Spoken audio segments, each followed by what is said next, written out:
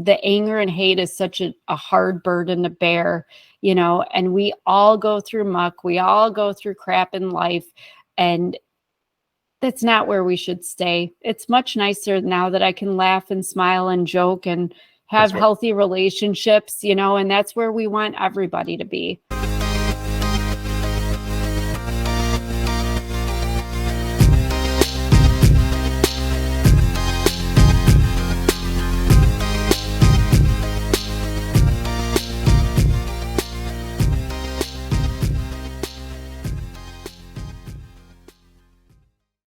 Hey everybody, before we get into our interview with Dana, I do want to provide you with some trigger warnings. We talk about abuse of various kinds, physical abuse, mental abuse, some sexual abuse, and I want to make sure that you are all prepared for that ahead of time. Dana's story is absolutely amazing. She's a wonderful woman, and I hope you all enjoy it. Lastly, if you or anyone that you know is a victim of an abusive relationship, we've provided some resources for you in the show notes. Please reach out, get some help. You are not alone in this. We hope you enjoy Dana's story. Be well. Welcome back, everybody. We're joined here today by Dana Diaz. She's the author of Gasping for Air. It's a story about narcissistic abuse and her survival of that situation. Dana, welcome. We're so glad to have you here today. Well, thank you for having me. I appreciate it. We're looking forward to hearing your story and learning from all of the struggles and challenges that you overcame in your life. We really love it if you'd start just by giving us a little brief introduction of yourself, sort of your background and who you are. Yeah, absolutely. Who I am depends on the moment. I typically am at home just being a writer. I'm writing the next 2 books, the prequel and sequel to Gasping for Air. Other than that, I'm a wife. I have a 20-year-old son. I have a cat laying next to me who I think is supposed to be my support animal, but I think I'm her support human, to be quite honest. But, just living life, living the dream out here in Illinois with cornfields all around me, but it's nice and peaceful, so no complaints. I moved out of the Boston area. I'm still in Massachusetts, but I moved out of the city, and it's nice to just have space and not be just surrounded by buildings and people all the time. So I can only imagine what it's like for you being surrounded by cornfields. Yeah, it's not my dream. I'd rather be on a beach with a pina colada where it's 80 degrees and the sun is shining. But, I guess, Anthony and I were talking earlier. I try not to go out there in this, whatever this is out there. I just see white when I look out the window. But, I'm very fortunate that I have created a life where I can just stay in and communicate with people online and write my books and we all just do what we're doing. You mentioned in the description of yourself that you survived, you were raised by a narcissistic stepfather. And I'm just curious to kind of dive into that a little bit, to kind of hear a little bit of the struggles that you went through and how you were able to conquer those struggles and come out of it the other side, as I would assume a stronger woman than you started. Yes, we are presuming that is who I am now. That's what people tell me. But yeah, that book is coming out about my childhood. That'll be coming out later this year. It was kind of rough. Like I felt like all the odds were stacked against me before I was even born. I was born to an unwed teenage mother. She was always very clear, even after I was born. I've still heard about it, that she never wanted me. She actually had her tubes tied immediately after my birth. So I'm not sure she wanted children at all. But it was okay for a few years because my grandma and great grandma decided that she was going to have me. She wasn't going to adopt me out. And I was just going to stay with my great grandma. And I did. And she loved me very much. She was very nurturing and soothing and all these things that a mother should be. But when my mother got married, she got married when I was 7. But prior to that marriage, to her husband, she took me to go live with them. This was not my biological stepfather. And I didn't like him. I mean, I was just a little kid, so I couldn't really tell you what it was. He just didn't seem genuine. And I could tell there was just something that it just repulsed me about him. Well, I found out real quick he wanted me even less than my mother did. He was very clear, very direct about not wanting to have to pay for another man's child. He actually would tell me that when I was a little girl. And then the verbal abuse just continued from there. Almost daily, I was told, nobody ever wanted you. Your mother wanted to abort you. You're never going to, be loved. We shouldn't even have to pay for you to eat and shelter you. And, I was supposed to be more grateful and bow down to him for the fact that he provided me food and shelter. But the narrative throughout my entire childhood up to 18, when I just finally said, to heck with you people, I'm out, was just that, it was, you can't, you never, you're nothing. So it's hard because I was a tenacious little thing. I definitely spoke up for myself because my mother didn't. She turned her head. She didn't see it. She didn't hear it. I didn't know what gaslighting was back then, but every time I would go to her, it was, oh, he didn't mean it, or you heard it the wrong way, or maybe if you didn't provoke him. And I'm like, okay, but, I didn't ask him to tell me that that you don't love me. Like, that's not something you tell a child. So the problem was I started standing up to him myself. And then the physical consequences came. Started with gripping too tightly and squeezing really hard just to assert that authority and that power over me.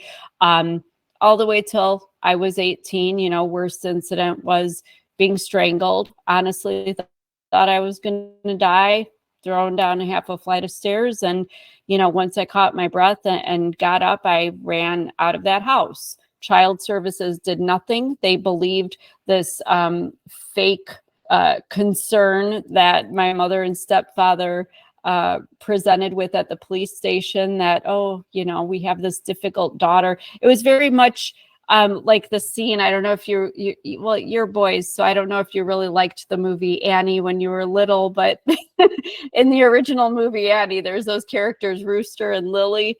They were Miss Hannigan's brother and his girlfriend that were pretending to be Annie's parents. And, oh, they were so sad that they had lost their little girl, and they were so glad to get her back. It was so reminiscent seeing my mother and stepfather in the police station, same situation. And it was all baloney. I didn't buy it for a second, but unfortunately child services and the police did. And I was sent right back into that hellhole. And just basically had to learn how to fly under the radar until I could get out. I'm very sorry that you had to go through that. That has got to be a truly, truly traumatizing experience for someone of that age. Very. I can't imagine it because I didn't go through it. Were there any tools or techniques that you tried to teach yourself to kind of cope with that at that time? I know you're kind of very young then, so it might be difficult. But. That's the problem, is that when you're talking about child abuse, if you're an adult, you can walk out of a situation, if it's toxic or if something's happening. When you're a kid, you can't. And obviously the authorities weren't seeing things as I saw them. They were buying this facade and weren't trying to help me. So I was stuck there. One of the things that really resonated with me was music, because I felt, as silly as it sounded, but even at a young age, I felt like I knew when I expressed myself, when I stood up for myself or told my stepfather he was wrong, or honestly, if I'd tell my mother exactly how I felt about her not protecting me and not involving herself, it just, I met consequences for that, and they were never nice. So I had kind of realized that music, in so many ways, I mean, no matter what genre of music, sometimes lyrics just said everything I was feeling in my heart. So I just fell in love with music and melodies. I even taught myself to play piano, but basically just hid in my room with the door closed, to make sure that I could protect myself as much as a child could. But then I started writing because I thought, well, maybe I could craft my own lyrics. Maybe I could become a songwriter. So it's not unusual now that I'm a writer, full time, and that I'm authoring books, because I definitely carried that throughout my life. And in fact, all the chapter titles in Gasping for Air and the next 2 books are song titles, because I kind of played this game as I was getting older, even still in childhood, though, that I would apply songs to situations or people as they seemed fit. And it definitely was a coping mechanism, because it was helping me vent what I couldn't say and what I was feeling, and just to get it outside of myself, so that I wasn't internalizing it as much as I even though I did somewhat, it wasn't affecting me as harshly as it could have if I had contained it all inside.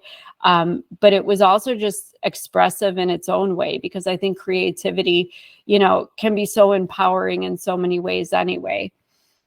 Oh, that's a really just, I'm at a loss for words, but so glad you're here with us. Well, thank you. I'm so glad you persevered, and I couldn't, I have 2 young girls, and I'm projecting that, what that could mean, for other girls, it's near, the young kids are close to my heart, and just thinking through, oh man, that world, it's scary, but I'm glad you found a coping mechanism, and you're finding a creative outlet.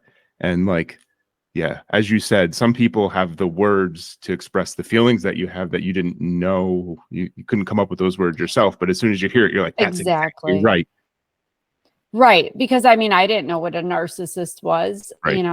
How would I know? I was a kid. I just apparently had a better moral compass than either one of the 2 people that were supposed to be raising me, that I knew it was wrong. But, I'm so glad that I had that premise of, having been with my great grandma and knowing what love really was, and what a parental, relationship should be, or grandparent, as the case may be. But I appreciate you saying that too, because I do tell people, imagine saying those things to a 5 or 6-year-old little girl. That's when it started for me.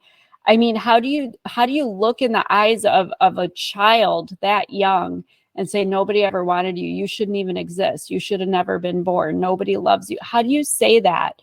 Because that was so crippling. And especially then when, when you're getting up into your preteen years, then you've got hormones and you're trying to fit high school. I don't care if you're a boy or a girl. There's a lot going on. You're trying to fit in.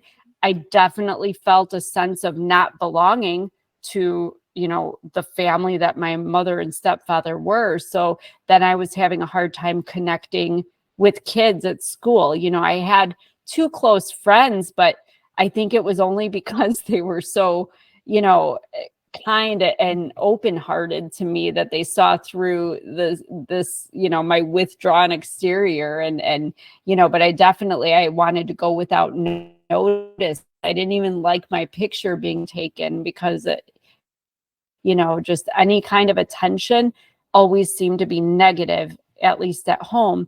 And then there was this added element, which I talk about in my book, but my grandma and great grandma came from Puerto Rico. So having been with them, and, obviously my mother was raised this way too, I was rolling my R's. I have curly hair. It's all braided up today, but, there were definitely signs that we were Hispanic. And when my mother married this man who came, he moved us out of the city into the suburbs, all Caucasian, middle class. She's straightening my hair on the ironing board, putting me in Gap clothes instead of these crazy prints that grandma was trying to dress me up in. And, stop rolling your R's, and don't tell anyone we're Puerto Rican. And, so there was this sense growing up also of, not only was there shame in the fact that they hadn't wanted me and they didn't feel that they should have to be stuck with me. Basically, I was a bother and a burden, but I was also instilled with this shame of being who I was. Like, it wasn't okay for me to authentically be who Dana was. My ethnicity was wrong. My pronunciation of words was wrong. What I wore was wrong. I had to conform. I had to be Caucasian. I had to have it. And, you know, every child should have rules and restrictions. That's part of growing up. But it's like I was being dictated to what I should be and what I should do. And if I veered off of that a little bit, God forbid I was just who I authentically was, it was wrong and it came with consequences.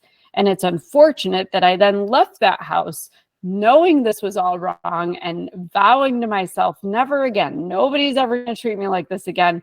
And what do? Walk right into the arms of a young man who promises me forever and he'll love me, and it's the two of us against the world. And guess what? You want to talk about an abusive narcissist. But the sad thing is that I think my mother and stepfather basically primed me, you know, to be tolerant of the situation, because I was so starving for love that the little bits of affection that occurred in between all of those really awful things that happened, the multiple abuses that I endured, those little bitty breadcrumbs, as they call them, were enough to nourish me, to keep me holding on. And 25 years I spent with him, which is actually what I talk about in my book, is those 25 years that I spent with the abusive narcissist. Just Do you know the moment that the inflection point where things turned around, or have they turned around, or As far as when I knew he was a I narcissist, basically, I mean, how did you get yourself out of this? And oh, how did I get myself out? So here's the sad part. It wasn't when he swung a crowbar at my head. It wasn't the knife. It wasn't shooting the gun. It wasn't the prescription medication incident. It wasn't all the nasty things he said and, you know, squandering hundreds of thousands of dollars of our retirement funds. It wasn't the sexual abuse. It wasn't any of those things. You know what the deal breaker was for me? The turnaround point was when I became physically ill. I had no idea, when they say stress could kill you, that it actually could. I became very ill. It was around 2018. It just kind of crept in little by little. Like, I was noticing I was getting more headaches than usual. I had a sore throat that, and no joke, lasted like 3 years. You can still hear the scratchiness in my voice, and I'll explain that in a second. But it was just these little things. I'd go to the doctor. She literally threw her arms up. I have no idea. I mean, you seem like you have some anxiety. Well, yeah, I'm hypervigilant. I'm living in fight or flight mode every day of my life. I'm trying to raise a kid. I have regular stresses of work and finances. And so let's fast forward a year. By 2019, within a 2-week period, I had dropped to 93 pounds. Looks great in a bikini, but not healthy for a 40-some-year-old woman. Not cool. I was skeletal. I couldn't breathe. I coached cross country for 9 years. I ran miles every day. How do I not breathe? How am I having any problems when I had no medical problems prior to this? I was having vision problems. I failed a neurological exam. I had digestive issues. It just basically wasn't working was the problem. Muscular issues, cardiovascular, did the stress echo, the Holter monitor, the whole thing. Yeah, there were problems everywhere in my body. Nobody could figure it out. Took a functional medicine doctor because I've been to every specialist, finally went to functional medicine. She put together after an hour and a half that it was stress. She says, I want to have a cortisol test taken through Mayo Clinic. So we did that. Cortisol is a stress hormone for anyone who's listening that doesn't know what that is. So Mayo Clinic runs the test. And they call the doctor and they say, we need to run this again. We think we compromised the labs because there's no way the results are this high. So we do the cortisol test again. And guess what? The results were that high. levels of cortisol should, depending on the, you take the test 5 times in a 24-hour period, because your levels can vary between 1 and 700 depending on the time of day, including in the middle of the night when you're sleeping. They should obviously be low. My levels were over 2,500 at any given point during the day. And they had decided, concluded after some blood tests and some other things that they did, that I had so much of this cortisol running through me for so many years, literally decades, that it had actually caused me to, my white blood cells thought it had to eradicate something, that they killed themselves off. So now I was autoimmune, and I developed a rare lung syndrome called upper airway resistance syndrome. Strangely, it's classified as a sleep disorder, but the sleep neurologist said it's like having fibromyalgia and COPD at the same time. So that's the scratchiness you hear. I've never smoked a cigarette in my life, or anything for that matter. Still eat and am very healthy and very active, but it was basically killing me. The doctor sat me down at the end of 2019 and said, your body is shutting down. That's why I had to have a backpack oxygen machine to keep my levels of oxygen above 83%. And to give people perspective, during COVID, 93% and lower was considered dangerous. My levels fell to 83%. I would be nauseous. I would get feverish. My heart rate would fall under 50 beats per minute. I was very weak. It was diminishing me in every way. I mean, basically my mental state manifested physically. And that was the turning point when the doctor said my body was shutting down, that I was basically alive enough for my lungs and my heart to keep, at very minimally operating, to keep me going. But I just decided at that point that, as noble as I was trying to be, trying to keep this marriage together and trying different things to make things better and trying to stay so that my son's family would be intact and all the other million reasons people would normally stay, my life was not worth this man who clearly in every way showed me that he did not love me as he said he did. And so that is when I decided that it was time for me to take back this control that I guess I hadn't realized, because it was so insidious. I hadn't realized that I had given that power away, that power for somebody else to dictate what my life would be. But looking back, I had no choice in my childhood, but I think that's what made it so easy for me to excuse and enable and tolerate it in this adult relationship. But my life, no. I wanted to stay alive I think anyone with kids, at the very least wants to be alive to see them through. Plus, honestly, the thought of him raising our son by himself, that was enough motivation that I was like, no, sir, I'm going to stick around a little longer. So it's time to take this stuff back. And boy, I'll tell you what, I don't know what it is, if it's just me or if it's something people go through, but the power that arose in me, that it's like it had just been subdued, but it had always been there. But it's like I felt like I was hypothetically unhooking the leash off the collar he'd put around my neck, and I was just like, sir, here I am, no more. It's my life, and I'm going to change this. And he sensed it. I was different, and he sensed it. And strangely, I came home from work one day and he was gone. So he did me a favor. Wow. Thanks for sharing that story. Yeah, thank you. And definitely, congratulations for, finding your power and sticking up for yourself and, changing a situation that I'm sure might have seemed hopeless at times, but you hear so many stories of the women who don't make that realization in time. And so it's amazing that you did. Well, thank you. And I appreciate you saying that, and it's not just women. I'm going to say this. I mean, it's men too. I have actually met a lot of men that have suffered, at the hands of women, because the thing about narcissistic abuse that people don't realize, they think it's some like specific type of abuse. All it is when a narcissist abuses you. But people don't realize that, you know, there's so many other abuses other than the obvious ones, which are like physical, verbal, emotional, psychological. The financial abuse, that can put such a strain when somebody prevents you from being on, you know, the household checking account. When somebody, you know, like my ex-husband, he literally drained over $100,000 out of the 401k, just cleared it out. He didn't tell me. I found out a year later from our accountant when he called to ask me about it when we were filing taxes. After 20 some years of marriage, I mean, how does somebody do that? Wipe out our, and I asked him, where's this money?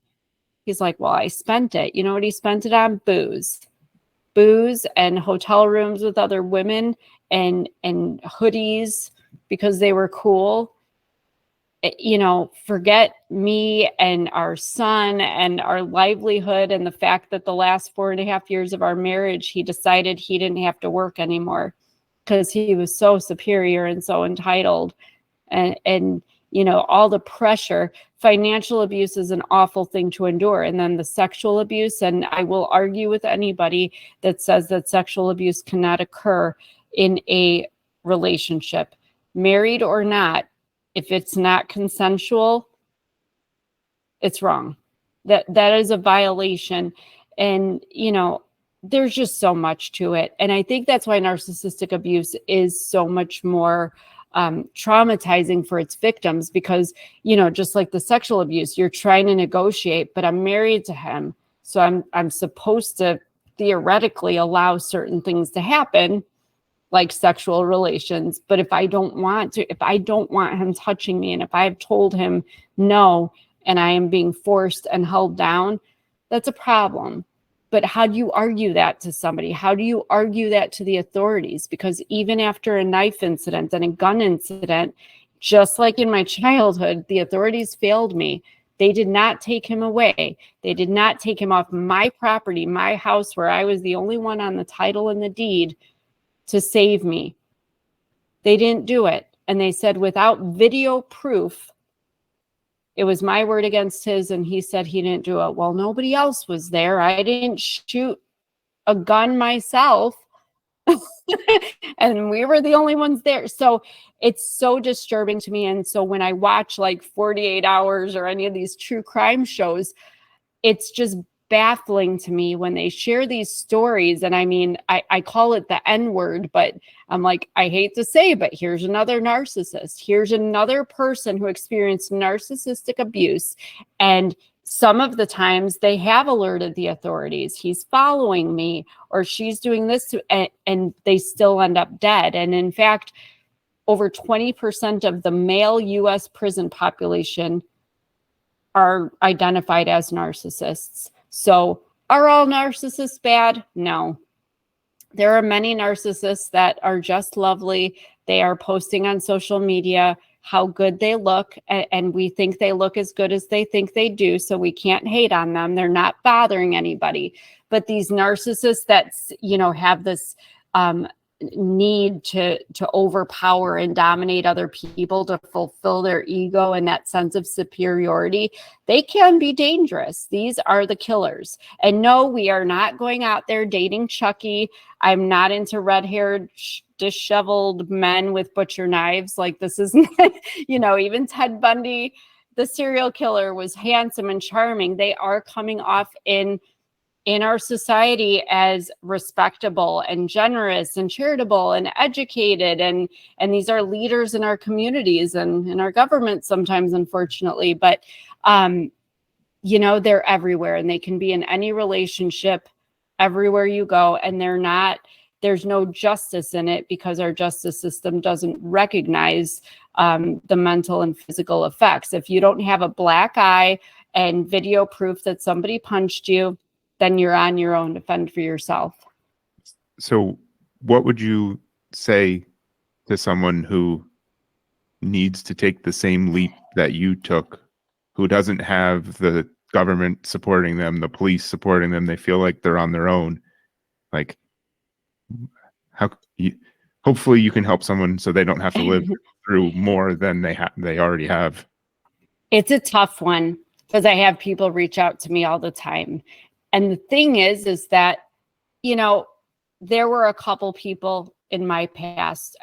I'll never forget the one. It was an older woman I knew, a friend of the family, and she literally just pulled me aside one day and point blank said, "When are you leaving this guy?" And I looked at her like, oh, we can't have this conversation. Like, I can't be caught having, and I'm not going to answer that. Like, I'm fine. Everything's fine. Because you don't want to expose the abuse. You're afraid of your abuser. You don't want anybody to know what's going on too, because then you feel ashamed that you're allowing it, because anybody in the situation knows damn well what they're in. They know it, but they don't like that other people are seeing it too. And they're afraid to confirm it and then have to go back home to whoever it is and have to deal with the consequences. So knowing that nobody could have said anything to me in that situation that would have made a difference, the one thing that would, and that sort of did, especially at the end, was realizing I wasn't alone in this, because part of what narcissists do is they isolate you. He moved me. I grew up right just north of Chicago. He moved me 90 miles away in some podunk town. I wasn't even allowed to use my degree from DePaul, in journalism to do anything. He had me cleaning houses because, it was, I just go and clean and come home. Like, I couldn't even go to the store after because I was accused of cheating or doing something. He didn't like me going to church because, God forbid, I interact with people. I had to just be contained and be controlled. Just his. So knowing that, I just always say, if you know somebody in the situation, do something like share the link to the, text them the link to this podcast and say, hey, this was interesting. You might find some interest, because as they're driving to the grocery store or whatever, maybe even if they just listen to the first 10 minutes, something will register where they're like, oh, that sounds so much like what I went through. Because that's what happened with me. I remember hearing, I didn't even have a smartphone until after my marriage, because he didn't want me to have access to the outside world. And I remember listening to a podcast and thinking, oh my gosh, this woman is literally telling my story. It's not just me. This is happening out there in the world. There are other men like this. So I think just sharing the link to this podcast and saying, hey, this might be interesting, it'll go so much further than trying to sit somebody down and talk sense into them, because they already know it. They're not, I liken it to addiction. Like, I know that interventions can sometimes be effective, but realistically, there's nothing you're going to say or do that is going to make that alcoholic stop drinking or make the drug addict stop doing drugs.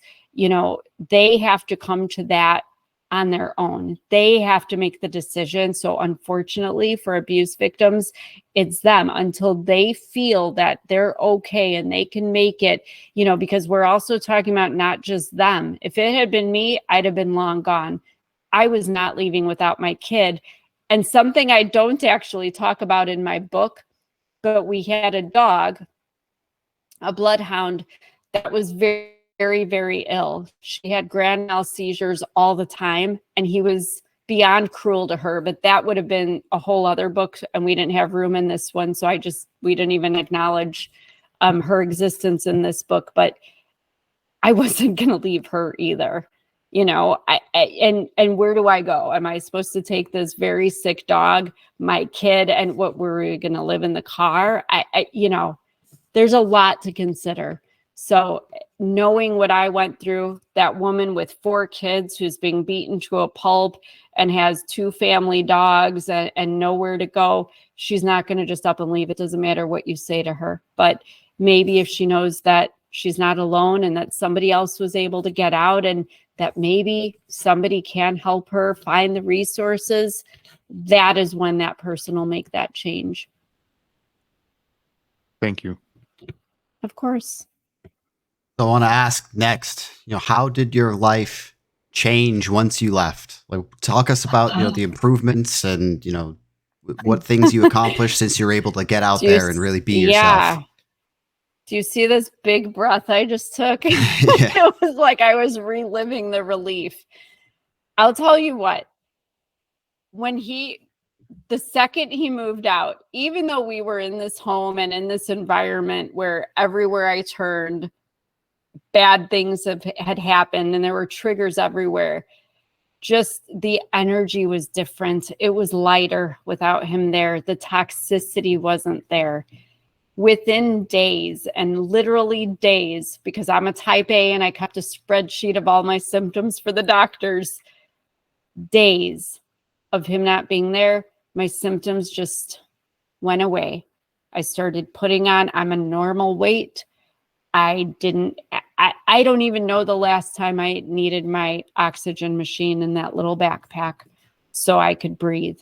I don't even have to check my oxygen level every day. So to say that it was very effective just to remove him, I mean, it was basically like cutting out a malignant tumor. You have that tumor, it causes you problems, might even kill you. You have surgery, get it out, you're fine, right? Little recovery time, but then you're okay. And that's kind of what it felt like. Even my son had commented, he was 17 at the time, and even he had commented, wow, so much more relaxed here. There's not all this tension and hostility now that dad's got. Now he missed his dad, don't get me wrong, because he knew who his dad was. He doesn't know half of what his dad did, but he had seen and heard enough to understand the situation. But he's still going to always want, that's his dad, he's going to want his dad's approval. And I gave him the space to independently have that relationship and come to his own conclusions with that, and he still does. But for me, the physical symptoms disappeared, and it gave me the mind space to actually start the healing process, which started with just rediscovering who I was. It was little things at first, because at the time I couldn't afford to go to therapy, but it was just taking the time to always ask myself, what do I want? Like, I didn't have to worry about this man and all his rules anymore. I could wear what I wanted to wear and eat what I wanted to eat. And I could have friends. I could go and have a glass of wine with them after work. I remember the first time I did that. And I came home and my son said, I haven't seen you smile or laugh in so long. I don't even know the last time you went out with a friend. And I was like, how sad is that? So all this time I thought I was being noble and doing the right thing, staying because my son should have an intact family, yet seeing me living well, being healthy again, and living an actual life was better for him. He wants to see his mom happy. What an example was I setting, showing him, to tolerate, mistreatment and abuse and all these terrible things. So I'm glad that I made that choice. As long as it took me to get there, I'm glad that I made it. And it's only been 3 years and 4 months. And what has changed is that, it's kind of a Cinderella story. Not only am I healthier, immediately healthier, but my mental health has improved tremendously, because as I've been able to heal, I have rekindled, friendships that I wasn't able to really have while I was under this man's control and under his roof, and having that support and those people around me has given me the safety of knowing that, okay, now I can deal with like the PTSD, and I can deal with all this nasty stuff that's involved in the healing without worrying about rejection and abandonment and judgment. Like, I have this safe space now where I've been able to do that, because what typically happens with abuse victims is they isolate. And I did the same thing. I'm like, ooh, people hurt. Like, if I leave my house, there's people out there. I don't want to do that. And so I did that for a while, but that's not healthy. All that results in is you lay around your house depressed and sad. And this is where people, have suicidal tendencies and bad things happen. And that's not where we all deserve better than that. We shouldn't live in that victimhood. So I wanted to just live my life. I knew I wanted to travel. I wanted to be married even again. I wanted to love. So, and I wanted to write first and foremost. So I took my journal where I was keeping a record of all these things that were happening in our house because he was gaslighting me. And honestly, I questioned my reality and what I was seeing and hearing. So I elaborated on those stories, ended up publishing this book. I had no idea I was going to now be apparently an author because I have 2 more books coming out this year. And then I have remarried too. A friend of, I knew him probably 5 or 6 years before we got married, but it was almost more effective to heal in the courtship with him, because as much as I was so resistant to dating and very much marriage after what I had been through, if I wasn't being triggered, if I wasn't around people, I wasn't able to practice the tools that I was learning in therapy to self-regulate and to basically rewire my brain to, instead of reacting to that trigger the way that I always had, which was panic attacks or, rapid breaths and sweating and all this stuff, I had to control it. So now we were going to change my reaction to that trigger. And people think like it just happens, like, whether your therapist hands you a piece of paper that says follow these steps, or you see a YouTube video or hear a podcast like, oh, I'll just do that when I'm triggered next time. Yeah, well, good luck, because like me, you're going to fall on your face 100 times before you master it. You have to practice it, and you can't practice it if you're not triggered. So it's actually been amazing that knowing this man isn't going to, abandon me, judge me for whatever, that I could, it was kind of like my crutch to help me. It was kind of like my, like an experimental, animal, that he triggered me. I was in those situations, but we got through it. Mm-hmm. It was awful and ugly at first. It was me crying in fetal position in the walk-in closet and hiding and locking the door and saying, stay away from me, to now, I don't even know when I even had like a shortness of breath. Like it's just, and for it to happen in less than 3 years to me is amazing, that now I can even go and put myself in situations like when my son graduated. I obviously was going to his graduation. Well, of course, so was his dad. Here's a man who wanted to kill me, told neighbors he was planning to kill me, and I have to go and be in front of him. Mm-hmm. Makes you a little anxious, but guess what? I was able to go and handle myself. I didn't dysregulate. I didn't act weird or, in any strange way. I was respectable. I was there for my son.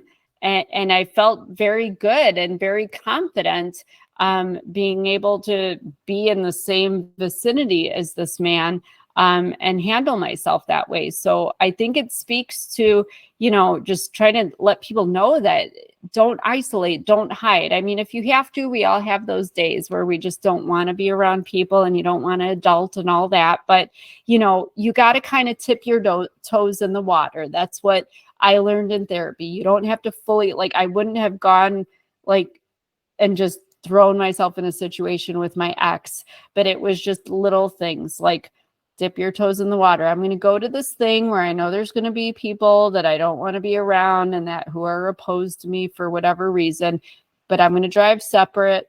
I'm going to stay for 15 minutes, not the full 2 hours, whatever it is. And you just work your way, ease into it. Have your safe person that you can practice your tools on. And then eventually you get to a place where you're okay. And I can even say that, not like I'm healed and everything's perfect. I think the healing journey will never end, but I'm actually at a good place where I can look back at my mother and stepfather and my ex. And yeah, there's a lot of, regrets and wishes and all kinds of ill feelings. But at the same time, I don't have any hate or anger towards them. And I think that's the most prevalent thing in this, is that the anger and hate is such a hard burden to bear, you know, and we all go through muck. We all go through crap in life. And that's not where we should stay. It's much nicer now that I can laugh and smile and joke and have healthy relationships, you know, and that's where we want everybody to be.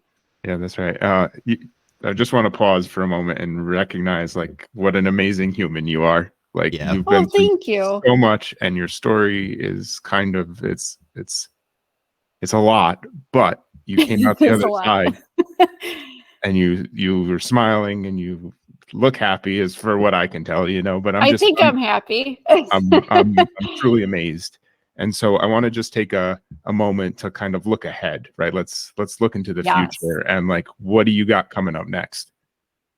So I'm working on getting the next 2 books out because Gasping for Air was so, it just really touched a lot of people, a lot of victims, but also like mental health professionals I've had so many of them reach out to me and thank me for giving them such a, you know, a raw and clear view of what it's like to be in those situations so that they can help people. And I've been doing the podcasting thing, just getting the word out there, just because, like I said, I mean, it's kind of awkward when people say, oh, I'm going to get your book and give it to my daughter who's in that. Your daughter is not going to take home a book that says narcissistic abuse on it to her narcissist abusive husband. Like, that's not cool. So the podcasts, I think, are a wonderful way to affect people and get the message out, because it's easy to listen to a podcast on the way to work or to do groceries.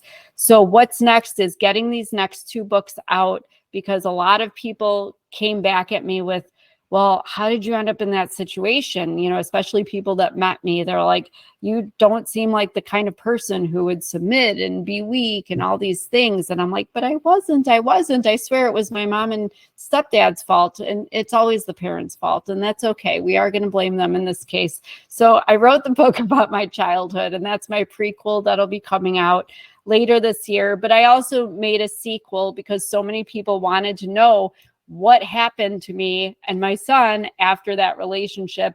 And I think it's important. I think it's probably more important than what I went through is how I came out. I don't think maybe I'm not the best example, but I want to exemplify to other victims that you can be okay. You know, there is joy in life. Could I, very validly be living my life laying in my bed depressed and on medications and crying every day and all day and live on disability? Absolutely. And you know what? Nobody would blame me after what I went through, but that's not what I wanted. Like I said, who doesn't want like that best friend that you're married to and to have friends in your life? And I want to travel, and I actually enjoy writing, even though it's a lot, revising and editing. It gets, tedious, but it's what I love to do. And to think that just 3 years ago, I was scrubbing floors on my hands and knees and having people ask why I'm doing that when I have a college degree in journalism. It's kind of surreal to me that I've come, now I'll be a published author of 3 books by the end of this year.